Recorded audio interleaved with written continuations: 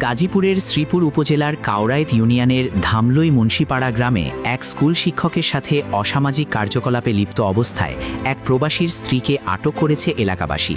শুক্রবার ৩ জুলাই রাতে স্থানীয়রা তাদের হাতে নাতে আটক করে।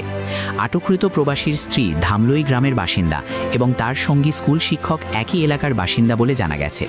স্থানীয় সূত্রে জানা যায়, দীর্ঘদিন ধরে ওই প্রবাসীর স্ত্রীর সাথে স্থানীয় ওই স্কুল শিক্ষকের পরকীয়া প্রেমের সম্পর্ক চলছিল।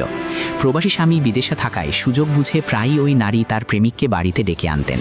শুক্রবার রাতে এলাকাবাসীর সন্দেহ হলে তারা ওই নারীর বাড়িতে অবস্থান নেন। এক পর্যায়ে বাড়ির ভেতর থেকে ওই শিক্ষককে বের হতে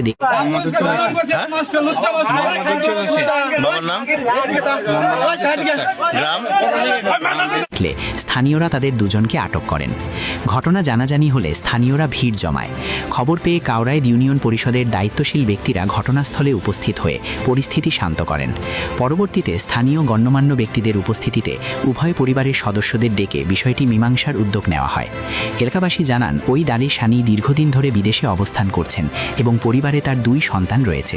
পারিবারিক শৃঙ্খলা বজায় রাখতে এবং এলাকার পরিবেশ শান্ত রাখতে গ্রামবাসী বিষয়টি আইনানুগ প্রক্রিয়ায় সমাধানের জন্য ইউনিয়ন পরিষদের মাধ্যমে ব্যবস্থা গ্রহণ করেছেন।